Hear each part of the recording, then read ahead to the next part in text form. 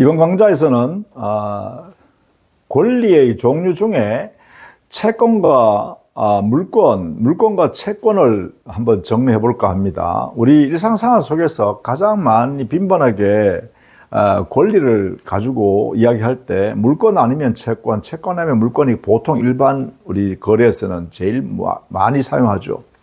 그래서 물권과 채권을 한번 살펴보는데, 먼저 우리가 지난 시간에 권리와 권한을 구별하면서 우리가 권리의 종류를 조금 살펴봤습니다. 거기에 보면 우리가 크게 권리는 공권과 사권으로 이렇게 나누었죠. 공법상에 인정되는 국민이나 주민의 국가기관에 대한 권리 또는 공적기관 사이의 권리, 이런 것을 공권이라고 하겠죠. 공법상의 권리다 이렇게 써요. 이 사권은 사인 간의 권리 또는 사법상의 권리를 말하죠. 이게 사사로운 권리다 이러니까. 그래서 우리 오늘은 채권과 물권을 이해하려면 이 채권과 물권이 권리 안에서 어디 위치에 하고 있는가를 먼저 알아야겠죠. 그래서 우리는 권리 안에 공권과 사권을 이렇게 크게 나누었을 때 바로 이 사권 안에 물권과 채권이 위치한다는 것입니다. 그러면 먼저 이 사권을 조금 설명을 하자면, 사권이란 것은 개인 사이에 발생하는 권리다 이렇게 보시면 되죠. 개인과 개인 사이에 법적으로 보호되는 이익이 발생되어 있을 때 그 이익을 실현할 수 있도록 법이 보호하면 그것을 우리는 권리라고 한다 그랬죠. 그 권리는 사권이라고 하는 거죠. 보통 이 사권은 사법상의 권리 이렇게 표현하기도 해요. 왜냐하면 결국은 이 권리란 것은 이 권리란 것은 법이 보호해주는 이익을 취할 수 있는 힘이니까 사법이란 법에서 보호되는 것이죠. 사법이란 것은 결국은 사인 간의 법이잖아요. 사인과 사인 사이에 발생할 수 있는 여러 가지 다툼에 대해서 그 기준들을 미리 만들어 놓은 게 바로 사법이잖아요. 그리고 이 사법상의 권리인 사권, 이걸 다른 말로 표현하면 이 사법의 가장 일반법이 뭐냐 하면 일반인들에게 적용되는 법, 이것을 보통 일반법이라고 하는데, 일반법이 바로 민법입니다. 민법.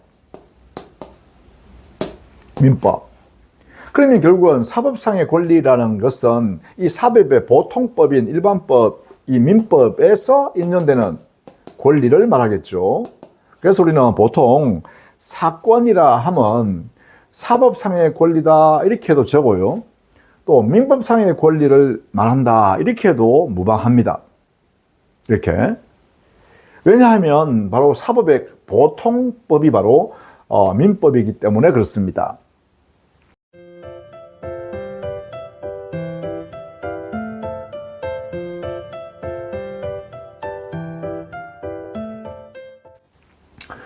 그러면 오늘 우리는 채권과 물권과 채권을 조금 상세하게 좀 이해하자. 그 속성이라든지 이런 것들을 좀 이해하자 했으니까, 그럼 먼저 우리는 이 사법상의 권리를, 즉 민법상의 권리를 한번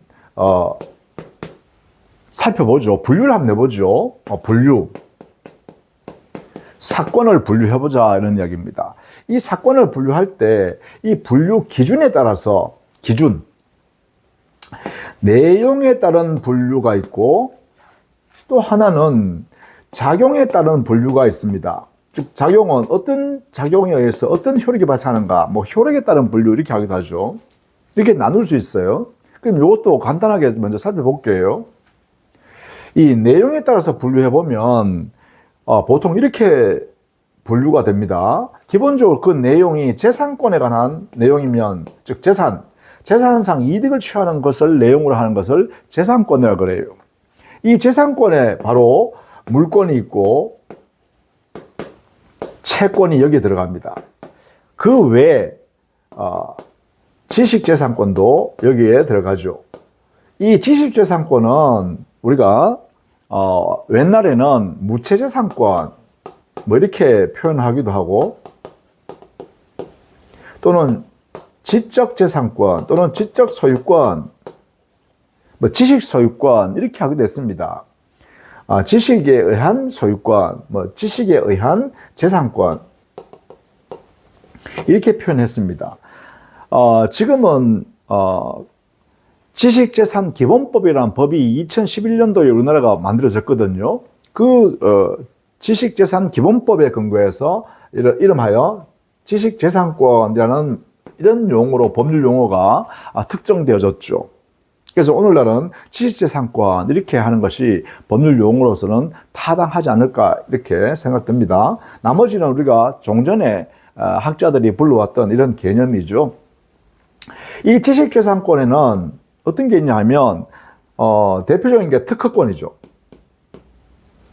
특허권, 또 실용신앙권, 또 뭐 디자인권. 요즘은 디자인 이게 중요하죠. 또 상표권, 이 등등등의 이런 것들이 바로 지적재산권입니다. 그런데 이 지적재산권은 개별 법 규정을 만들어서 개별적인 법률에 의해서 각각 이 권리를 보호하고 있습니다. 예컨대 특허권을 보호하는 것은 특허법, 실용신앙권을 보호하는 것은 실용신앙법, 디자인권을 보호하는 것은 디자인권법, 상표권을 보호하는 것은 상표법. 이렇게 개별 법 규정에 의해서 개별적으로 이 지적재산권을 보호하고 있습니다. 개별 규정으로. 그러니까 만약에 내가 상표권에 관한 내용을 알고 싶다 하면 상표법을 보면 됩니다. 특허권에 관한 내용을 좀 알고 싶다 싶으면 특허법을 보면 됩니다. 이렇게 개별 법 규정이 있으니까 그 개별 법률을 찾아서 공부하면 되고, 그러면 지식재산기본법은 뭐냐? 바로 이러한 지식재산권의 기본적인 취지나 기본 원리나 그런 제도적 취지를 거기에 기본 내용으로 기본법을 만들어 놓은 거죠. 그래서 이 특허법 등등의 개별 법률은 기본적으로 되어 있는 지식재산기본법에 위배되지 않도록 법을 제정하고 개정해라, 이런 내용이 되겠죠. 국가 활동이 지식재산을 보호하는 그러한 취지의 기본적인 틀을 만들어 놓은 게 바로 기본법입니다. 거기에서 특허 개별적 법률들을 우리나라는 운영하고 있다, 이렇게 보시면 돼요.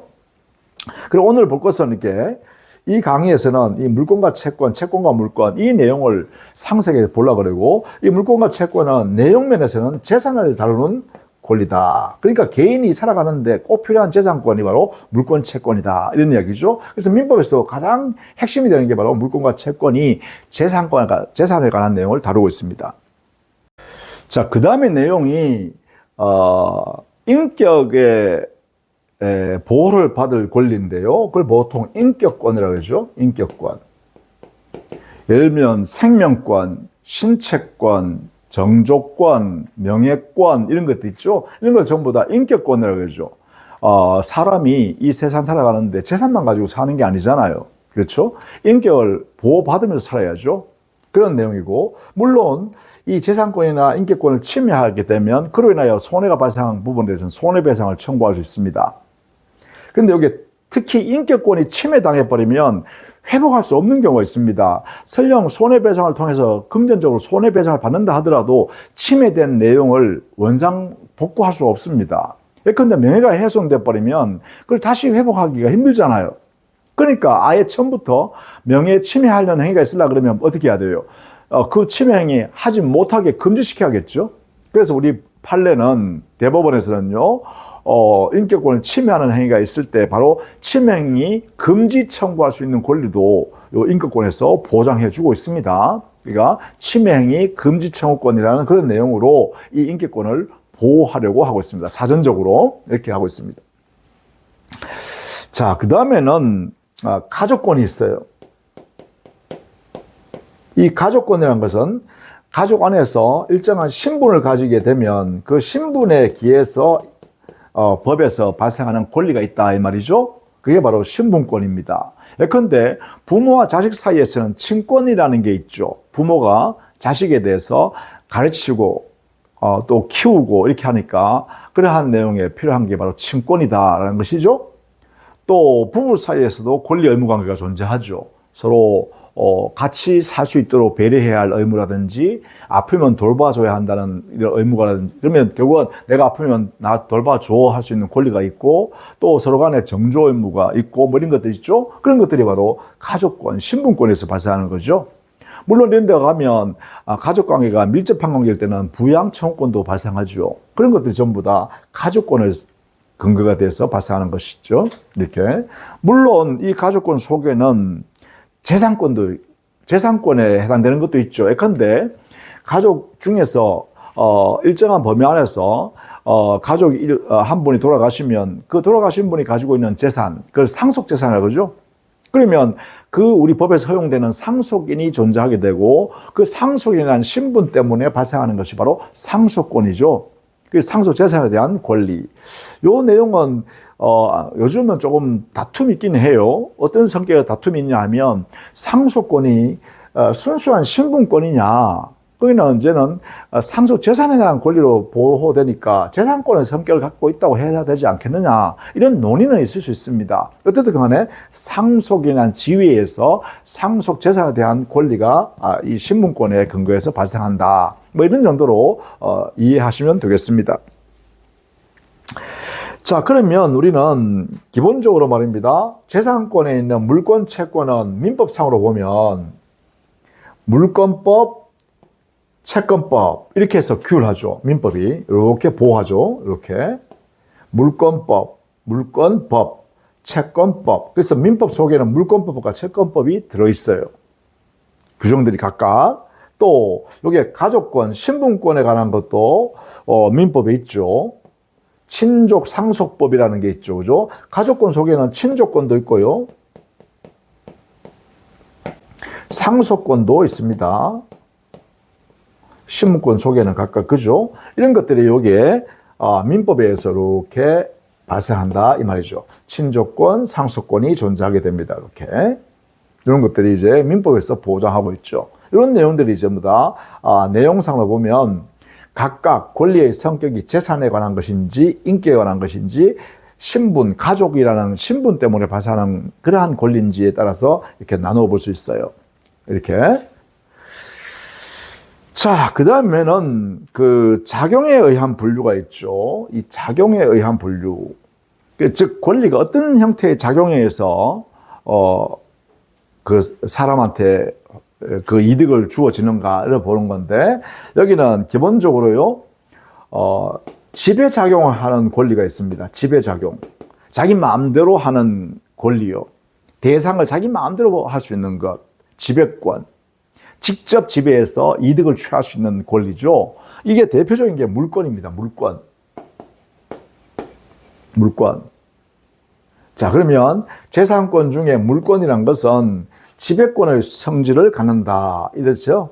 즉, 대상 물건을 직접 지배해서 마음대로 해서 이득을 취한다. 이런 것이죠. 가장 대표적인 것입니다. 물론 여기에 인격권도 지배권의 성질을 갖고 있습니다. 인격권도 자기 혼자 독점하는 것이죠. 생명, 신체, 명예 이런 것들이요. 자, 그 다음에는 청구권이 있습니다. 청구권. 청구작용하는 거죠. 청구. 청구란 것은 우리 사회에서는 요구한다 그러죠. 요구. 야, 이런 행위 해줘. 이렇게 해줘. 저렇게 해줘. 적극적으로 행위를 해줘. 적극적으로 행위하지 말고 가만히 있어줘. 행위를 하지 말고 가만히 있어줘. 이런 것들을 요구하는 거 있죠. 이런 것을 우리는 청구권이라고 그래요. 이 청구권이 가장 보편적으로 발생하는 권리는 바로 채권이죠. 채권. 채권이 본질적으로 채권 속에는 특정인인 채무자한테 이러이러한 행위를 해달라고 요구하는 청구하는 권리의 속성이 이 채권 속에는 존재합니다. 그래서 채권의 가장 본질적 내용의 권능은 청구권이다. 이렇게 해석할 수 있다는 것이죠. 자, 물론 채권만 있는 건 아닙니다. 여기에 상속권자가 상속인의 지위에서 상속권에 기초해서 상속 회복 청구권이라든지 뭐 이런 것도 있을 수 있죠. 또 친권, 친족권에 기해서 일정한 친족 범위 안에서는 부양 청구권이라는 것이 있죠. 그러면 청구권이 발생할 수 있죠. 그러니까 이 청구권은 반드시 채권에만 존재하는 게 아니라 다른 기본적 권리를 통해서도 청구권이 발생할 수 있다. 이렇게 보시면 돼요. 이게 요구하는 내용으로 발생하는 권리. 그 다음에 세 번째는 형성권이라는 작용하는 권리도 있어요.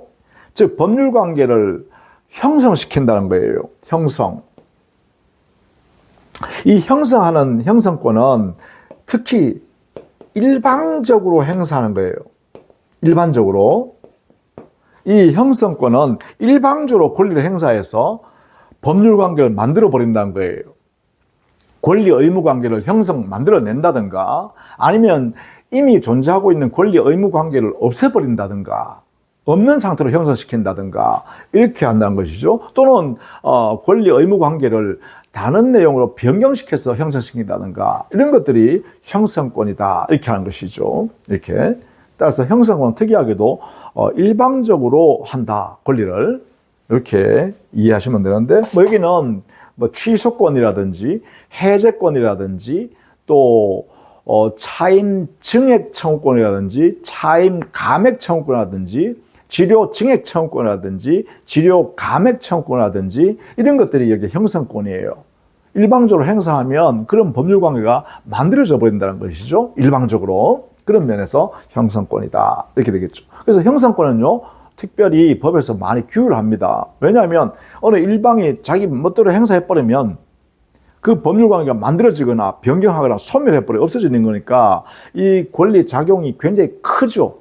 영향을 다른 사람한테 많이 미치잖아요. 그러니까 형성권은 법에서 특별히 구체적으로 규율할 필요가 있죠. 그래서 이거는 민법에 특히 규정을 상세하게 해둔다라는 것이죠. 자, 그 다음에는 항변권이라는 제도가 있습니다. 항변권, 작용 자체가. 이 항변권이란 것은 항변이라는 것은 거부한다는 거예요. 대항한다는 것이죠. 즉 항변권의 그 모습은 그 상대방 어떤 사람이 자기한테 권리를 청구해 왔어요. 이렇게 해줘라고 청구해 왔어요. 청구해 왔을 때 나에게 항변권이라는 권리가 있으면 나 그 청구에 대해서 이행할 수 없어라고 거부해 볼 수 있죠. 이 거부하는 작용입니다. 거부, 거절 또는 대항 이렇게 하겠죠. 즉 상대방 너의 청구할 수 있는 권리는 인정한다. 그런데 그 너의 청구 내용에 따라서 나는 행위는 할 수 없다. 행위해주지 않겠다. 이렇게 거부하는 작용을 우리는 항변권이라고 그래요. 항변권. 보통 우리가 보증인의 경우가 항변권의 대표적인 게 있습니다. 어떤 거냐 하면 주 채무자가 채무 이행을 안 한다고 해서 변제기 도래해서 변제를 안 한다고 해서 그 채권자가 주 채무자한테 야 채무 이행해라고 청구도 안 하고 돈 갚아라 이렇게 청구도 하지 않고 바로 보증인한테 너 보증 채무 이행해라고 청구해 오면 보증인은 야 주 채무자한테 먼저 청구하고 주 채무자 재산이 있으니까 주 채무자 재산을 집행한 다음에 그래도 너의 채권이 만족이 안 되면 그때 내한테 와서 청구해라 라고 거부해 버릴 수 있습니다. 이걸 보통 최고 검색의 항변권이라고 그래요. 보증인한테 인정되는 권리죠.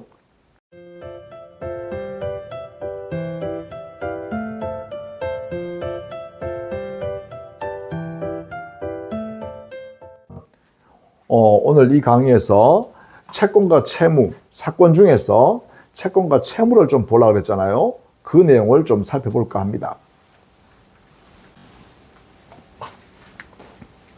자, 채권과 물권을 한번 살펴보도록 하겠습니다.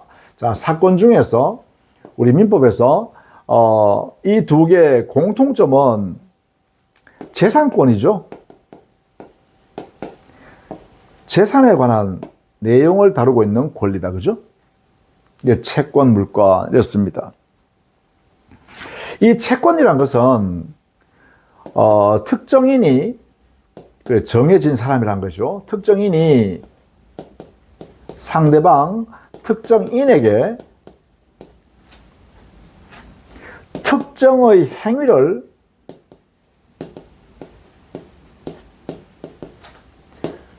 청구하는 것을 그 내용을 합니다. 요구할 수 있는 권리죠.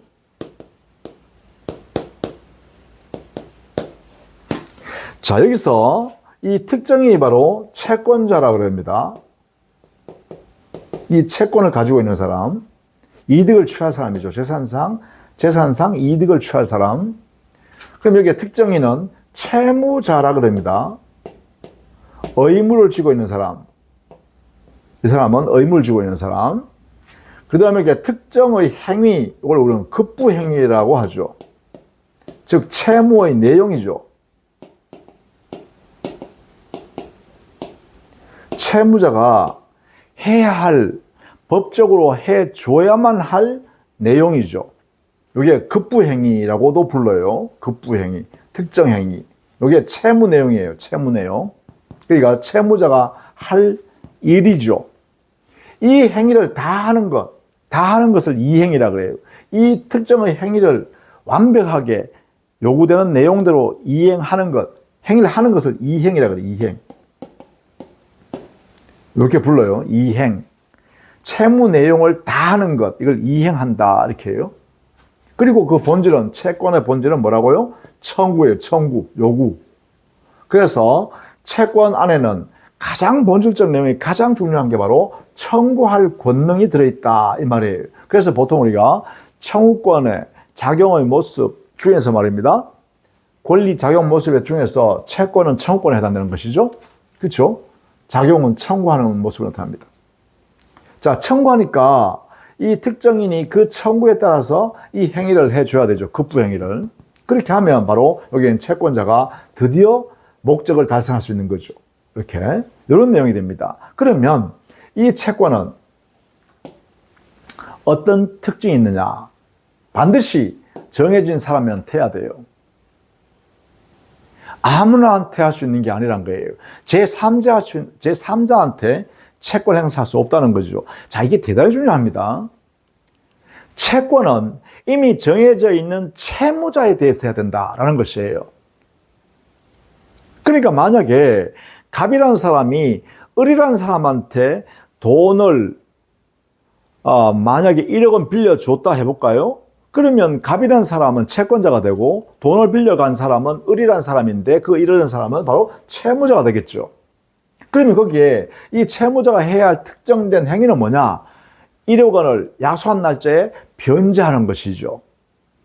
그러니까 예컨대 1년 뒤에 내가 변제하겠다라고 했으면 을은 반드시 1년 뒤에 그 빌린 돈 1억 원을 갚아야죠. 그게 바로 특정 행위예요. 그게 바로 급부행위예요. 그게 이루어지면 이행이 이루어졌다 이렇게 하는 거죠. 자, 용어를 이렇게 한다는 것이죠. 용어 이렇게. 그러면 채권자 갑이라는 사람은 어떻게 하죠?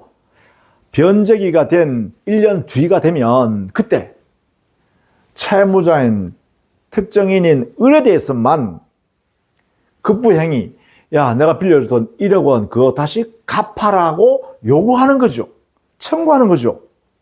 그래서 그 갑이라는 사람은 채권을 가지고 있다라고 하는 거예요. 그럼 이때 채권자 갑은 특정인인 을에 대해서만 1억 원 갚아라고 청구할 수 있지, 을의 배우자한테, 을의 자식한테, 을의 아버지한테 할 수가 없습니다. 이게 바로 채권이란 거죠. 이런 성질을 뭐하냐? 상대권이다. 이렇게. 상대권의 성질이다. 절대적이지 않다. 아무나한테 요구할 수 있는 게 아니라 반드시 그 특정된 사람한테 해야 한다. 이미 그 특정인이 정해져 있다. 그렇죠? 이걸 우리는 채권의 본질이라고 합니다. 그럼 이 채권을 어떻게 하냐? 결국 어떻게 하죠? 이렇게 상대방한테 청구하죠. 소구한다 그러죠. 청구해서 상대방이 채무자가 주면 급부하면 수령할 수 있죠. 보유할 수 있죠. 이렇게. 그러니까 이 채권은 기본적으로 성질이 뭐예요? 만약에 이 채무자가 이행하지 않으면 소송을 제기할 수 있죠. 소구. 소송을 제기하여 자기의 채권을 구할 수 있고, 그 다음에 만약에 그래도 안 하면 상대방을 집행할 수 있죠. 강제 집행할 수 있죠. 그 다음 만약에 집행하지 않는데 상대방 채무자가 이행을 하면 그러면 보유할 수 있죠. 급부 보유. 그죠? 주면 받을 수 있죠. 이런 내용이 이 채권 안에 일반적으로 존재한다라는 것이에요. 소송을 제기한다. 소제기가 가능하다. 그리고 소제기를 통해서 스스로 받으면 상대방 채무자의 재산을 집행, 강제할 수 있다. 그죠? 강제. 만약에 그 상대방 채무자가 이행을 하게 되면 그대로 보유, 받을 수 있다. 이 말이죠. 수령. 적법하게 수령할 수 있다. 이런 내용이 이 안에 들어 있습니다. 채권 안에는 기본적 특성이라는 거죠. 채권이, 그죠? 자, 여기는 중요한 말은 이겁니다. 그리고 이겁니다. 특정인에 대해서 청구한다. 이 두 가지가 가장 중요한 내용입니다. 특정인에 대해서만 청구한다. 청구하는 것이지, 이 채무자 을에게 말이죠. 설령 호주머니에 갚아야 할 돈 1억 원을 가지고 있다 하더라도 그 돈 1억 원을 채권자 갑이 빼앗을 수 없어요. 직접 지배할 수 없어요. 야, 너 호주머니에 있는 그 1억 원 빨리 갚아. 내한테 넘겨줘. 이렇게 요구는 할 수 있지. 강제로 자기가 빼앗으면 이건 범죄입니다. 이게 바로 채권의 특성 때문에 그래요. 청구를 해야 되기 때문에 그렇습니다. 청구. 자, 그러면 이 채권은 어떻게 만들어지느냐? 채권은 어떻게 만들어지냐 하면 여기는 기본적으로 당사자 약정에서 만들 수가 있습니다. 약정, 계약을 통해서 채권을 만들어낼 수 있습니다. 채권 성립의 모습이죠. 채권 성립은 약정을 통해서, 계약을 통해서 만들 수 있다. 그래서 이게 당사자 자유롭게 계약할 수 있기 때문에 계약을 잘 해야 됩니다. 약정을 잘 해야 됩니다. 약정에 의해서 채권이 만들어진다. 이걸 보통 약정 채권이라고 그래요. 약정 채권. 그러다 보니까 우리는 이 약정 채권에 허용되는 범위 안에서는 계약 자유원칙. 그렇기 때문에 우리는 계약을 체결하기 위해서는 계약의 법리를 잘 이해해야 되겠죠. 내가 이런 계약을 하게 되면 어떤 내용의 권리와 채권이 또 어떤 내용의 의무, 채무가 각각 발생하는가. 여기에서는 우리 법에서는 원리가요. 계약은 체결하는 건 자유롭게 할 수 있다. 다만 이렇게 약정을 하게 되면 반드시 채권 발생하니까 그 상대방 채무가 발생하죠. 의무가 발생하잖아요. 그러니까 반드시 이 약속한 내용대로 지켜야만 한다라는 법리가 적용되겠죠. 그죠? 약속을 하게 되면 우리가 계약법이란 법에 의해서 규율을 받게 되고 그 법이 규율을 하니까 어떻게 돼요? 지켜야만 합니다. 즉 채권을 만들어냈다면 그 상대방은 채무를 지게 되고 채무가 발생한 사람은 그 내용들이 지켜야 할 내용이 법에서 강조되어지기 때문에 하지 않으면 이렇게 법의 강제를 받게 된다. 그 법의 강제가 바로 소구. 이런 작동을 하게 되겠죠. 이런 작업. 그렇죠? 자, 그 다음에 약정에 의한 채권이 아닌 법 규정에서 바로 채권 채무가 만들어지는 경우도 있습니다. 이걸 법정 채권이라고 해요. 법정 채권, 법정 채무. 이렇게 합니다. 이게 만들어질 수 있어요. 예를 들면 우리 민법상으로 보면요. 사무관리라는 제도가 있어요.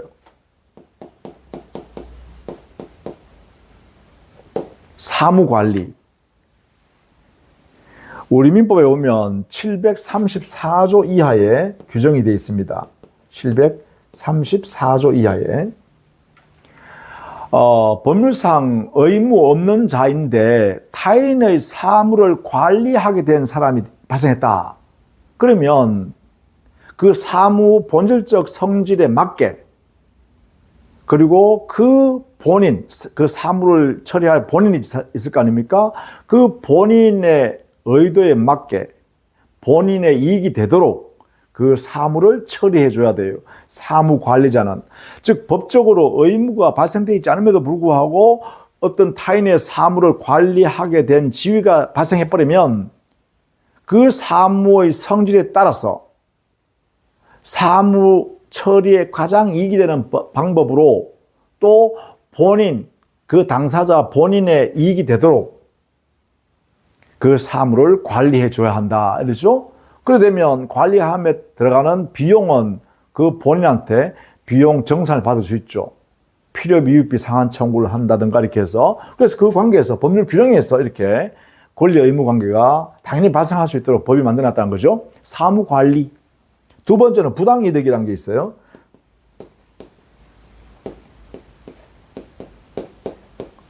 부당이득. 이것은 우리 민법 741조 이하에 규정이 되어 있습니다. 법률상 원인도 없이 이 타인의 재산이나 타인의 노무 제공에 의해서 나는 이득을 보고 그 상대방 타인은 손해가 발생했다라고 하면 이득을 본 사람은 상대방 손해에 대해서 부당 이득으로 이득을 취한 것이니까 돌려줘라. 이런 법률관계가 발생해요. 그래서 부당 이득이 발생하면 이득을 한 사람은 상대방 손해 본 사람한테 돌려줘라라는 이 법리가 발생한다는 거죠. 부당 이득 반환 청구권. 이 사무 관리한 사람은 사무 목적에 따라서 본인이 이익이 될 수 있는 방법으로 사무를 관리할 채무가 발생하고 그 내용들을 이행 안 하면 손해배상 책임을 지게 되고 또 자기가 사무 관리하다가 들어간 비용이 있다면 비용을 본인한테 받아낼 수 있도록 이렇게 법률적으로 발생하도록 해놨다는 거예요, 법에서. 또 부당이득이라는 원인이 발생하게 되면 이득을 본 사람은 상대방 손해 본 사람한테 그 부당이득 범위 안에서 돌려줘라는 것이죠. 그래서 법률관계가 발생한다는 거예요, 권리 의무가. 그게 바로 부당이득 반환 청구죠. 또 하나는요, 불법행위에 의한 손해배상 청구권이 발생해요. 불법행위자는 가해자라 그러죠. 불법행위자는 가해자는 상대방 손해에 대해서 손해배상할 의무가 발생하고 그 피해자는 가해자인 불법행위자에 대해서 손해배상 청구권이라는 법률관계가 발생해요. 이거는 법 규정에서 발생합니다. 이것은 민법 750조 이하의 규정을 두고 있죠. 이 규정에 의해서 각각 권리 의무 관계가, 즉 채권 채무 관계가 법 규정에 따라서 발생한다. 그래서 법정 채권이라고 그러죠. 이렇게 우리 법에서는 채권의 발생은, 즉 채권 채무가 발생은 당사자의 약정에 의한 채권이 발생할 수도 있고 법정 규정에 의해서, 법률 규정에 의해서도 이렇게 채권 관계가 발생할 수도 있다. 이런 내용으로 정해놨죠. 이때 그 발생한 채권은 이런 성격을 갖습니다. 그러니까 상대적으로 특정된 사람한테, 그죠? 그래서 사람한테 행사하니까 대인권의 성질 같죠. 사람에 대한 권리다. 사람에 대한 권리. 그렇죠? 그 사람이 상대적으로 정해져 있다. 이런 거죠. 자, 이런 내용이 바로 채권의 성질입니다. 채권. 자, 여기에 꼭 알아둬야 될 것. 채권은 당사자 자유롭게 정해서 만들 수 있지만 만들게 되면 반드시 그 채권 채무자 관계에서는 그 약속한 내용대로 지켜야만 합니다. 지키지 않으면 소구 절차의 소송을 통해서 이렇게 집행당하고 그 권리 관계가 실현된다는 것이죠. 이런 내용을 우리는 상대권의 성질을 갖는다. 대사람에 대한, 특정된 사람에 대한 권리다. 이렇게 부른다는 거예요. 이게 바로 채권입니다. 채권. 그리고 법정 채권의 경우는 우리 민법상으로 법률 규정에서 채권 채무 관계가 발생할 수 있도록 정해놨습니다. 그게 바로 대표적인 게 사무 관리에 의한 채권 채무 관계, 부당 이득으로 인한 채권 채무 관계, 불법 행위로 인한 채권 채무 관계. 여기는 손해배상 청구권, 손해배상 채무. 여기는 부당이득 반환 청구권, 부당이득 반환 채무. 여기는 사무 관리해줄 채무. 그로 인한 비용 들어간 부분에 대해서는 본에 대해서 비용 상환 청구권. 이런 내용으로 채권 채무 관계를 법 규정에서 만들어 놨다 이 말이죠. 이런 법리가 있다라는 것이에요. 자, 그 다음은 물권입니다. 이 물권은 기본적 개념은 이렇습니다. 물건을 대상으로 직접 지배하여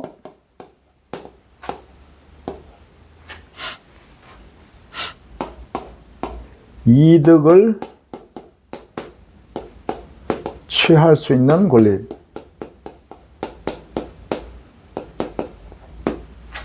자, 여기는 기본적 성질이요.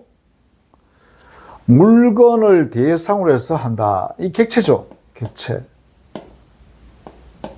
기본적 개념입니다. 물건을 대상. 직접 지배해요.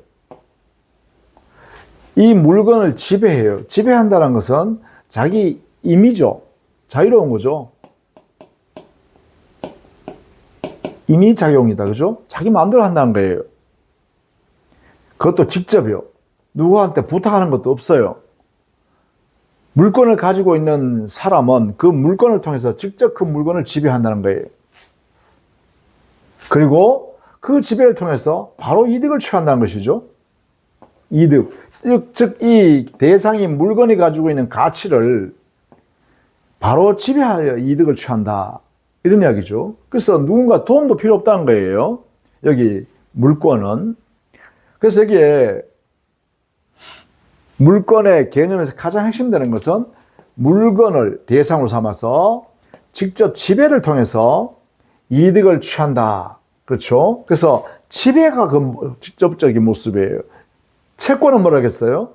청구를 본질적인 모습으로 했죠. 그런데 물건은요, 지배를 본질적 모습으로 한다. 지배. 그래서 여러분 보통은 물건은 지배권이다. 이렇게 했죠. 지배권을 성립하는다. 근데 채권은 어떻게 했어요? 청구권을 성립하는다. 이렇게 했죠. 청구권성이다. 이렇게 했잖아요. 그러면 그 대상을 지배하니까 모든 사람한테 내 지배를 방해하지 못하게 할 수 있죠. 우리는 채권은 어떻게 했어요? 채권은 반드시 특정된 사람한테만 그 권리를 주장할 수 있다고 했잖아요. 그런데 우리는 물건은요, 지배를 하는 거니까 그 목적 물건에 대해서 지배력을 행사함에 있어서 누구도에게 관여하지 못하게 할 수 있는 힘이 발생하겠죠. 그래서 우리는 보통 이 물건의 성질은 절대적 권리성을 갖는다. 상대적인 사람한테, 특정된 사람한테 하는 게 아니라 모든 사람에 대해서 야, 내 이 물건 지배해서 이득을 취하는데 누구도 관여하지 마. 누구한테도 주장할 수 있는 것이죠. 그래서 절대적인 성격을 갖는다. 절대적 성격. 이걸 절대권성이라고 하죠. 그리고 이 물건은 특정된 사람한테 행사하는 게 아니라 세상 모두에 대해서 주장할 수 있는 권리잖아요. 세상 모두에 대해서. 이걸 보통 대세권이라고 합니다. 대세권. 세상 사람 모두에 대해서도 이 물건을 주장할 수가 있다. 이렇게 하는 거죠. 그래서 물건의 가장 큰 특징이 이런 두 가지, 절대권성, 절대권에 기하여 대세권성을 함께 가진다. 근데 여기는 뭐였어요? 특정된 사람한테 하니까 대인권이었죠. 그렇죠? 그리고 특정된 사람한테 하니까 상대권성이다. 이렇게 했어요. 그래서 채권과 물권은 본질적으로 그 속성을 달리합니다. 다만 법이 허용하면 그 물권의 대상이 객체가 아닌 권리도 물권의 객체로 삼을 수가 있습니다. 법이 허용하면.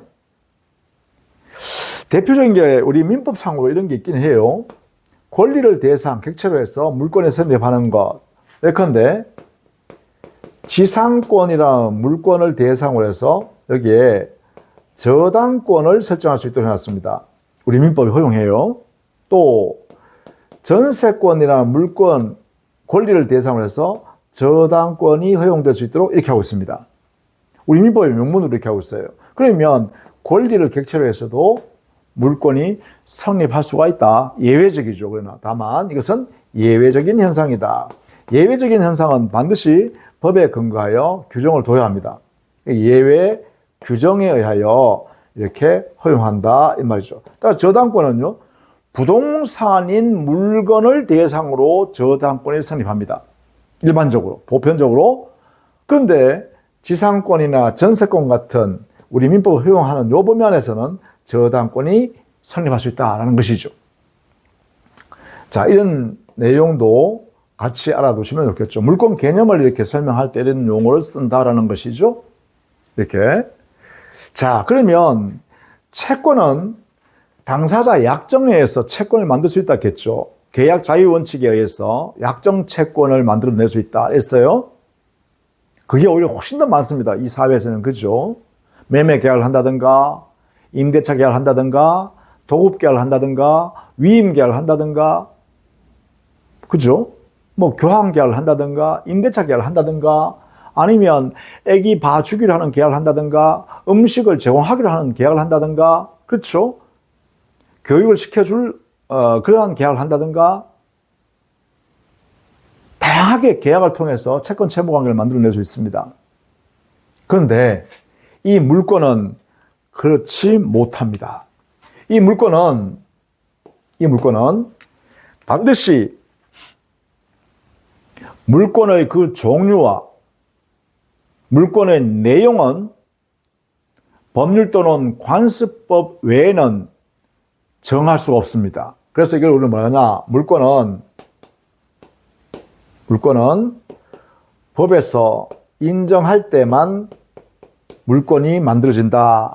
이 원리를 우리는 물권 법정주의라고 해요. 이 물권이란 종류와 그 종류의 내용이 있을 거 아닙니까? 물권의 내용. 이 두 가지는 법에서 정한 대로만 허용합니다.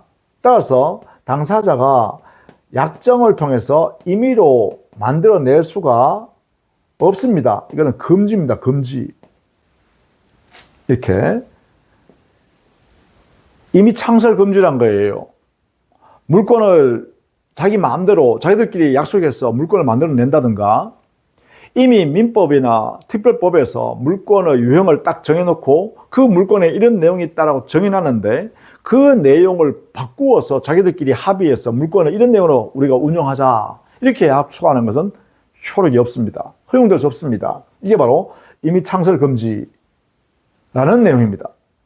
그러면 여기서 물권 법정주의니까 법에서만 정한다 했어요. 물권은. 그죠? 물권의 종류와 물권의 내용은 법에서만 정하는 것만 허용한다. 당사자끼리 임의로 약정을 통해서 창설하거나 변경하는 행위는 할 수 없다. 만약 그런 약정이 있다면 그건 효력이 없다. 그럼 여기에 법에는 어떤 게 있냐 이 말이죠. 법정, 물권의 종류와 물권의 내용은 법에서 정한다 그랬는데 이 법에는 어떤 법이 있느냐, 이게 문제 되겠죠. 그래서 이게 법은 여기는 우리 민법에서 정해놨어요. 법률 또는 관습법에서만 정해라 그랬어요.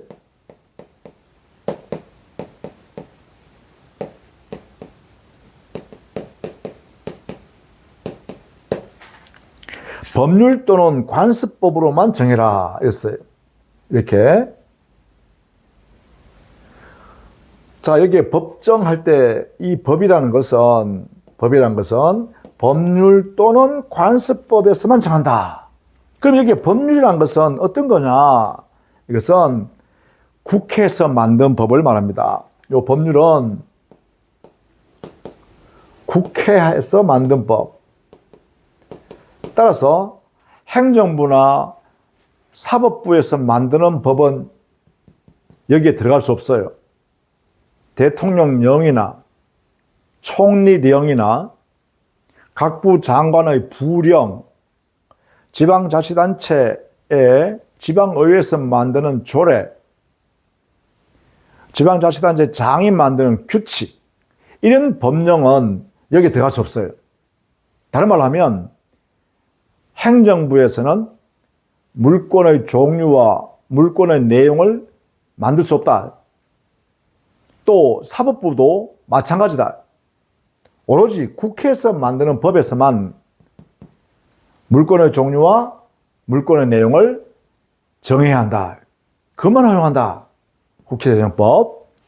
자, 그 다음에는 관습법에서도 물권의 종류와 물권의 내용이 정해질 수 있다. 이랬어요.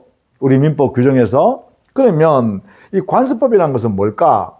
관습법. 관습법이라는 것은요, 일반적으로 추상적으로 표현할 때는 이렇습니다. 자, 옛날부터 반복적으로 우리 사회에서 적용되어지고 있는 관행이 있을 수 있죠. 이 관행에 대해서 우리 보통 일반인들이 야, 저 관행은 우리가 모두 지키자. 저것은 꼭 우리가 다 지켜야 된다. 우리 국민 모두가, 우리 사회인 모두가, 우리 일반인들이 다 인정해야 한다. 저 지키는 것. 이렇게 인식이 있다는 거예요. 그런 인식을 뭐라 그러냐 하면 일반인의 법적 확신이라 그래요. 일반인의 법적 확신. 즉, 관행에 대해서 일반인이 법적으로 우리가 지켜야 한다는 확신이 이렇게 딱 만들어졌다면, 그때부터는 관행으로 반복되어지고 있는 사실로 존재하는 것이 아니라 하나 이제는 법질서다. 그때 그 관행을 이때부터는 관습법이라고 부른다. 이렇게 하는 것이죠. 그래서 대표적으로 관습법상으로 인정되는 물권의 예를 한번 들어봐라. 그러면 이렇게 하면 대표적인 게 바로 분묘기지권입니다. 분묘기지권.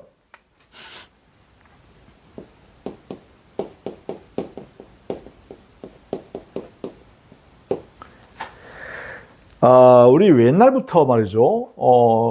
조상의 묘가 타인의 산에 이렇게 모셔져 있어가지고 그 후대 계속 우리 자손들이 거기 남의 산이지만 거기 가서 봄, 가을로 가서 이렇게 그 묘지를 관리도 하고 또 손도 이렇게 봐서 안전하게 하고 보호도 하고 또 제사도 거기 가서 지내고, 이게 보통 이런 행위를 뭐냐면 수호 봉사하는 행위라 그래요. 그러니까 타인의 산에 또는 밭에 아니면 논에, 다른 말로 하면 타인의 토지상에 후손이 있는 그러한 선조 묘가 이렇게 모셔져 있고 그걸 일정한 기간 계속 이렇게 모셔왔다면 그 땅 주인은, 그 토지 주인은 야, 이거 당신 선조 묘니까 이거 다른 데로 이장해. 이렇게 할 수 없다는 거예요.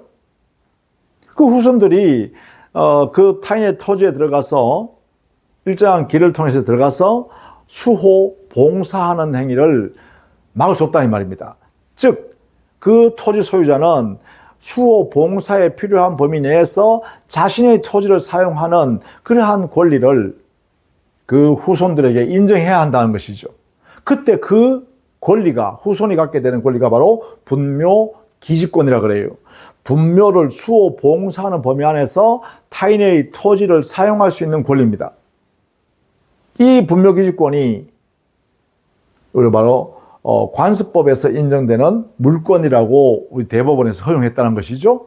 그래서 오늘날 임야에 말이죠, 나의 개인 임야인데도, 소유 임야인데도 불구하고 옛날부터 타인의 후손들이 말이죠, 와가지고 그 분묘에 와서 자기 조상묘라고 하면서 와서 제사도 지내고 이렇게 하면 그 일정한 공간은 사용할 수밖에 없다 이 말이죠. 그게 바로 분묘기지권이라는 이 권리 때문에 토지 소유자가 야, 사용하지 마 이렇게 할 수 없다는 거예요. 이게 바로 우리 법상으로 보면 물권 법정주의라는 이 원리에서 이렇게 허용되고 있다. 그래서 물권은 아주 엄격합니다. 아무렇게나 만들어지는 게 아니에요. 그래서 물권은 우리가 좀 공부가 필요한 것이죠. 알려면, 그 내용을 알려면, 그죠? 그래서 앞으로 이 물권에 관한 내용도 차근차근 하나씩 설명을 해서 강의에 올릴까 합니다. 자, 그러면 물권 법정주의에서 그럼 민법상에 가장 보편적인 법이 민법이니까 민법상에 물권의 종류는 어떤 게 있는가 한번 살펴볼까요? 그것은 우리 민법에는 8가지 물권이 규정되어 있습니다.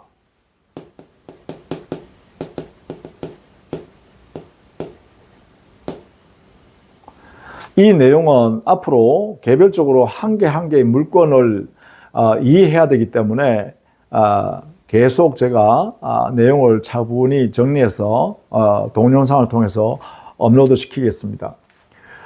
점유권이라는 물건이 있고요. 소유권이라는 물건이 있어요.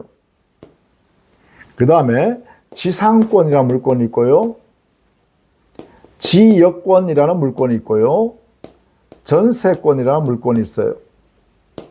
유치권이라는 물건이 있고, 질권이라는 물건이 있고, 저당권이라는 물건이 있어요. 이렇게. 그래서 총 우리 민법상의 물건은 8가지가 있습니다. 점유권, 소유권, 지상권, 지역권, 전세권, 유치권, 질권, 저당권 이렇게 있다는 것이죠. 기타 법률 규정에 의해서, 즉 국회 제정법인 법률 규정에 의해서 특별법이죠. 그러니까 그 특별법에서 물권이 인정되는 경우도 있어요. 예컨대 가등기 담보 등에 관한 법률상에 나타나는 가등기 담보권, 양도 담보권, 담보물권의 한 형태인데요. 이런 것들이 존재하게 돼요. 이렇게. 관세법상의 물권으로서 분묘기지권 외에도 동산의 양도담보권이라든지 또 관세법상으로 인정되는 법정지상권이라는 제도도 있기는 합니다. 우리 판례가 허용하기 때문에 뭐 그런 것들도 여기에 관세법상의 물권의 한 모습이다 이래 되겠죠. 자, 이런 내용들이 물권으로 존재한다. 자, 물권은 개인이 마음대로 약속을 통해서 만들 수 없다. 변경하는 것도 안 된다라는 내용을 알고 있어야겠습니다. 이번 시간에는 물권과 채권에 집중해서 그 내용이 어떤 것이고 특징들이 어떤 게 있고 그리고 그러한 내용들이 어떻게 작용하고 있는지 이런 내용들을 살펴봤습니다. 많은 도움이 되었기를 기대하겠습니다. 수고했습니다.